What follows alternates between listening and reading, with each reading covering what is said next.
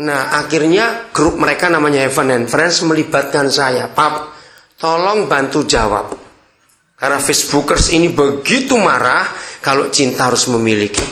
Nah, saya ini bukan pengangguran ngurusin Facebook. Tapi saya terlibat tanpa saya sengaja. Lalu saya berdoa, Papa, tolong saya. Nggak bisa begini. Saya capek juga jawabin anak-anak muda itu. Nggak setuju cinta harus memiliki. Apa beri saya hikmat yang skakmat. Langsung Facebookernya berubah. Begini hikmat Roh Kudus. Kalau cinta tidak harus memiliki, korbannya pasti perempuan. Loh, kok bisa? Karena menikah itu tidak sama seperti orang beli sepatu. Goblok, tambahkan ganti penting sekali. Dengar itu baik-baik. Maka itu perempuan buka kuping baik-baik. Saya tanya kepada saudara, apa yang dibuat orang kalau beli sepatu? Nah, coba dulu. Sulit engkau titip temanmu belikan sepatu yang ukuran sekian. Ayo, betul enggak? Pasti salah. Karena angka nomor itu belum tentu pas di kaki kita. Nah, kalau kita beli sepatu, itu kan belum bayar. Karena dicoba dulu. Jadi nggak harus memiliki. Setelah dicoba nggak cocok, ya kembalikan dong. Cari toko sebelah. Karena tidak harus memiliki. Kok belum nge ini? Ya nyapa yuk. Bayangkan kalau cinta nggak harus memiliki. Kan goblok cewek-cewek dicobain dulu, nggak cocok balik, nggak cocok balik, nggak cocok balik. Dengar katanya. Akhirnya Facebooknya berubah. Betul, kalau itu betul. Nah, makanya itu harus dimiliki dari awal, bukan coba-coba dulu.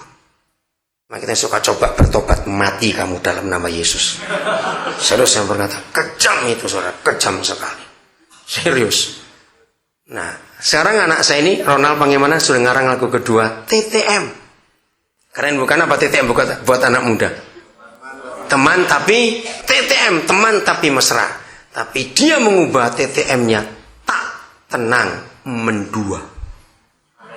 Wah, itu lagu anti selingkuh betul-betul saudara.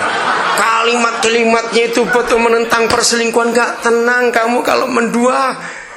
Keren betul.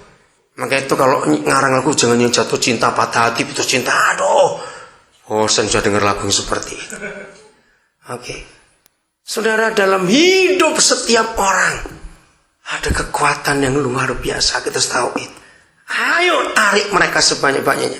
Dapatkan sebanyak-banyaknya orang. Katakan amin. Kumpulkan orang-orang itu. Dan lahirkan mereka jadi orang-orang hebat di dunia ini. Bentuk mereka menjadi suatu gerakan yang hebat. Dari orang-orang yang mantan rusak itu berubah hidupnya jadi orang-orang yang luar biasa. Kalau saudara kumpul saudara kan tahu. Sering sekali orang itu telepon. Teleponnya begini, Koden mau anak? Itu sering sekali mau. Saya bilang gitu. Saya nggak pernah nolak kalau ditawari anak. Mau.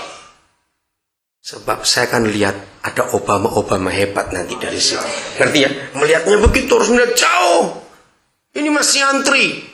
Ada orang-orang saya belum sempat kunjungi. Dia untuk melihat bagaimana. Menarik hidup seperti itu, saudara.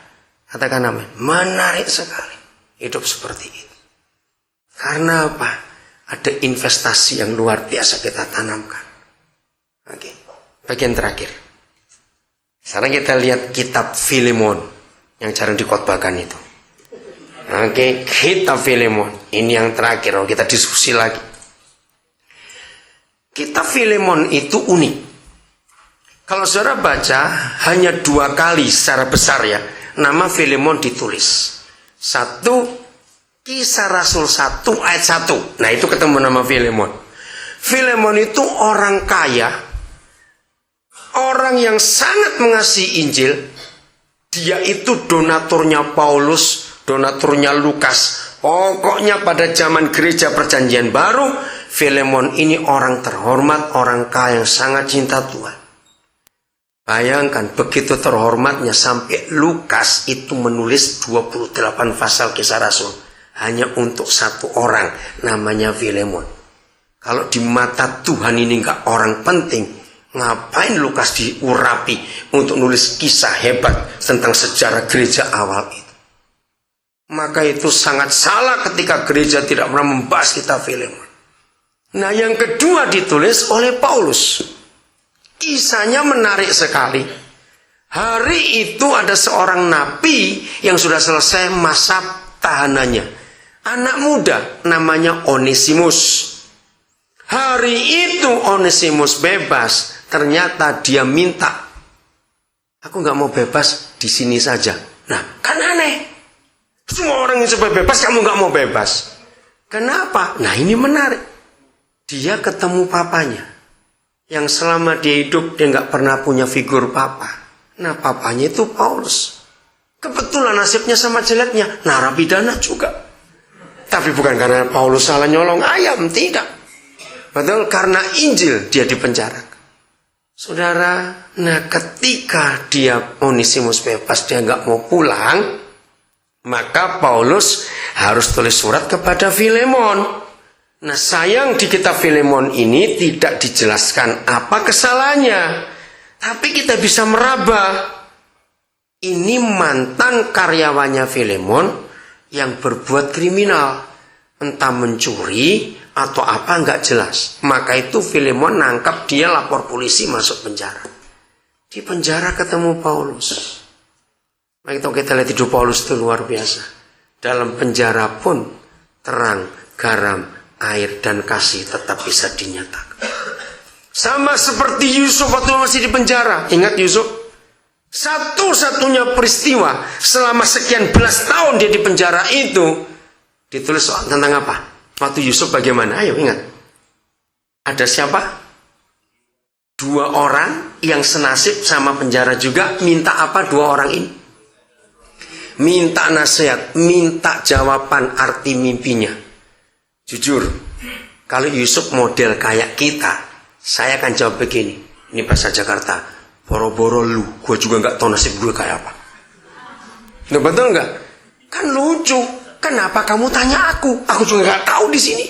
Mau sampai kapan? Tapi Yusuf serius nolong. Ini yang kita harus tahu. Walaupun ayatnya gak ada, tapi kita bisa pakai nalar kita. Jawaban yang Yusuf berikan itu tepat atau tidak? Tepat, saudara.